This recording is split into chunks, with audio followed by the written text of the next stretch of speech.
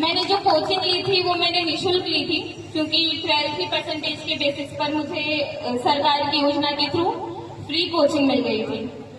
2022 से लेकर 2025 तक मैंने 3 वर्ष तक लगातार पढ़ाई करी, निरंतरता और अनुशासन के साथ में। इस 3 साल की अवधि में मैंने सारे डिस्ट्रैक्शन से खुद को दूर रखा। तो मेरे जो भी युवा साथी मुझे आज सुन रहे हैं, मैं उनको यही कहना चाहूंगी कि आप मन लगाकर पढ़ाई कीजिए।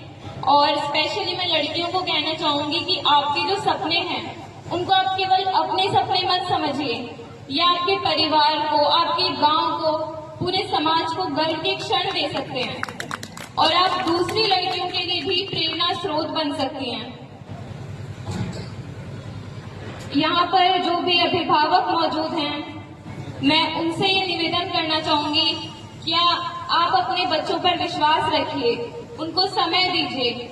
अगर वो किसी प्रतियोगी परीक्षा की तैयारी कर रहे हैं तो उसमें थोड़ा समय लग सकता है, लेकिन अगर आप उनको सपोर्ट करेंगे तो वो एक दिन सफल जरूर होंगे। और अगर आपके घर में बेटी है और वो पढ़ना चाहती है तो आप उसको भी पढ़ने के लिए समय दीजिए, उसकी शादी की जल्दी मत कीजिए। रोटी बनाना वो 4-5 साल बाद भी सीख लेगी, लेकिन अगर आप भी वो गर्व महसूस करना चाहते हैं जो आज मेरे माता पिता कर रहे हैं, तो आपको अपनी बेटी को भी पढ़ाई के लिए सपोर्ट करना होगा और उसको समझना होगा। अपने बच्चों की तुलना आप दूसरे बच्चों से मत कीजिए। सबकी रुचियां, सबकी क्षमताएं अलग अलग होती हैं, आप उनको पहचानिए और वो जिस भी फील्ड में अपना करियर बनाना चाहते हैं आप उनको सपोर्ट कीजिए। आपका विश्वास ही है जो उनको सफल बनाता है।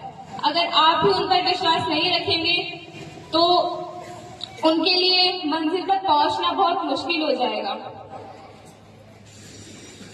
अंत में मैं एक बार पुनः इस कार्यक्रम के आयोजन के लिए आप सभी को धन्यवाद देना चाहती हूँ।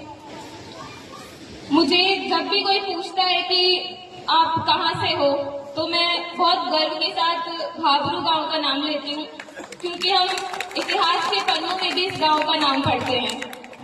और मैं कोशिश करूंगी कि मैं जिस भी सेवा में जाऊं वहां जाकर भी मैं पूर्ण निष्ठा और ईमानदारी के साथ में काम करूं और अपने गांव के नाम को और भी ऊंचा लेके जाऊं। और ये अभी सिर्फ शुरुआत है। अभी एक आरएएस इस गांव से निकला है, अभी और भी आरएएस और आईएएस अधिकारी निकलेंगे और इस गांव के नाम को और भी आगे तक लेके जाएंगे। मैं ये नहीं कह रही कि सब ही आरएएस की तैयारी करें, लेकिन अगर आप सरकारी नौकरी में जाना चाहते हैं तो आपको आरएएस की तैयारी जरूर करनी चाहिए, क्योंकि इससे केवल आपका ज्ञान ही नहीं बढ़ता है बल्कि आपकी पूरी पर्सनैलिटी डेवलपमेंट होता है।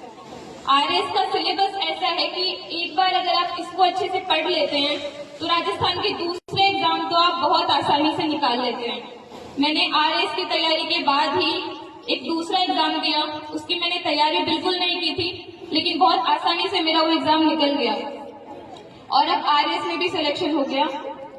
तो ये 2-3 साल की मेहनत होती है जो आप पूर्ण निष्ठा के साथ में, पूर्ण अनुशासन और निरंतरता के साथ में करते हैं, जो आपको सफल बना सकती है।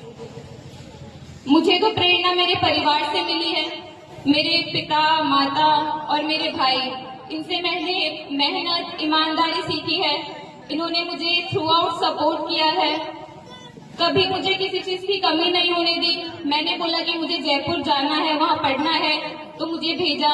वहाँ पर मुझे अकेले रहने में परेशानी हुई तो मेरे माता पिता भी मेरे साथ वहाँ रहने लगे।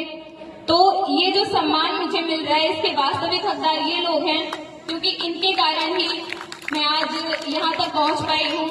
मेरे परिवार के जो बड़े हैं, मेरे दादाजी, मेरे ताऊ जी, इस गांव के सभी वरिष्ठ जन, आप लोगों का विश्वास और आशीर्वाद ही है जो आज मुझे यहाँ तक लेके आया है। तो मैं आप सभी को एक बार पुनः धन्यवाद देना चाहती हूँ और इतना